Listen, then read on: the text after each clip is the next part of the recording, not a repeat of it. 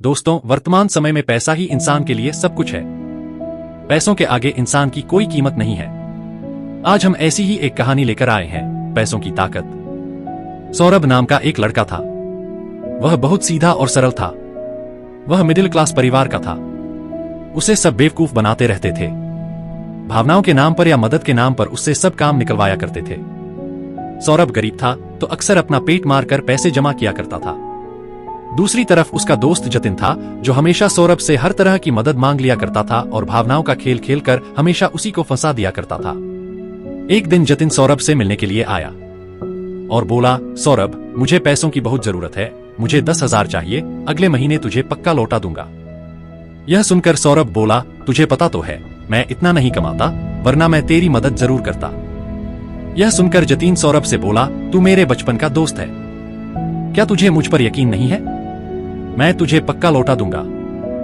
क्योंकि सौरभ जतिन को अच्छे से जानता था, तो उसे पता था कि वह अक्सर उससे काम निकलवाया करता है, पर वह हमेशा ही उसकी चिकनी चुपड़ी बातों के आगे कुछ नहीं बोल पाता था। इस बार भी कुछ ऐसा ही हुआ।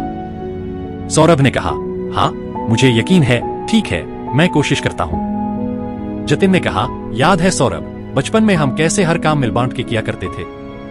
आज भी तुम मेरे हर काम में साथ देते हो और मैं जानता हूं तुम मुझे पैसे जरूर दोगे। जतिन के तर्कों के आगे हमेशा सौरभ चुप हो जाया करता था। इस बार भी ऐसा ही हुआ। उसे जतिन को पैसे देने पड़े। सौरभ को पैसे दिए हुए 6 महीने बीत गए, लेकिन जतिन ने उसे पैसे वापस नहीं लौटाए।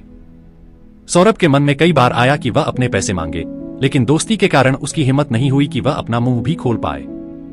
इसलिए उसने सोचा कि जब जतिन को पैसे देने होंगे तब वह खुद ही दे देगा। धीरे धीरे जतिन ने सौरभ से बात करना छोड़ दिया। उसे अब उसकी जरूरत नहीं थी।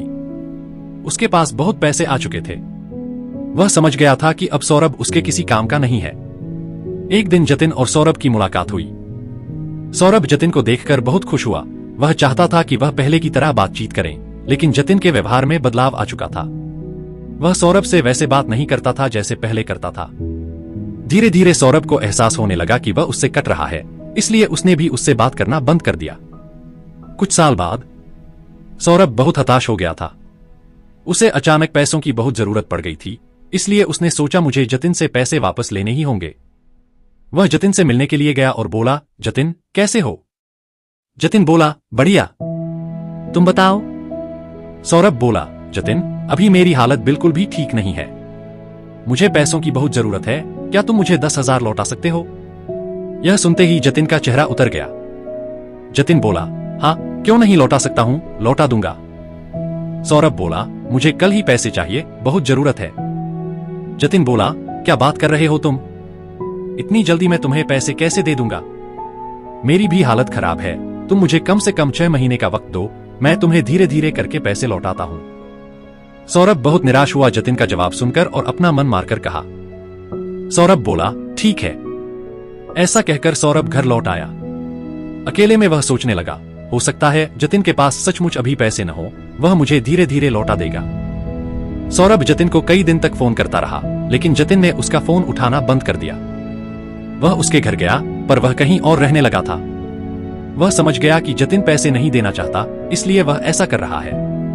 उसने सोचा, अब मुझे अपनी जिंदगी खुद बदलनी है, नहीं तो लोग मुझे ऐसे ही बेवकूफ बनाते रहेंगे। धीरे धीरे उसने खुद पर काम करना शुरू किया।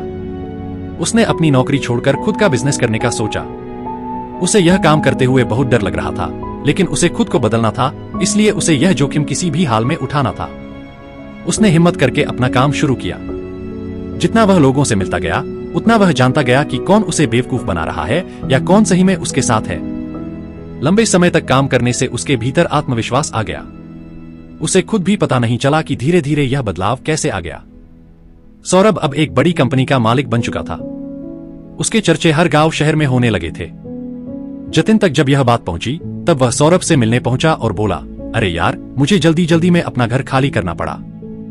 मैं इतना बिजी था कि तेरा फोन नहीं उठा पा रहा था। तुम तो बहुत बड़े आदमी बन गए हो, अपने इस गरीब दोस्त को भूल मत जाना। सौरभ जतिन की बातें सुनता रहा और हल्के से मुस्कुराता रहा। सौरभ और जतिन में वैसे ही बातचीत होती गई जैसे पहले होती थी। जतिन अपने घर लौट गया। पीछे से सौरभ की आंखें नम हो गईं।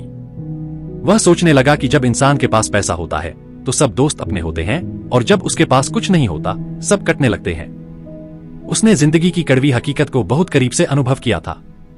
आज के युग में पैसा ही सब कुछ हो गया है। रिश्ते और भावनाएं तो सिर्फ इस्तेमाल की चीज रह गई हैं।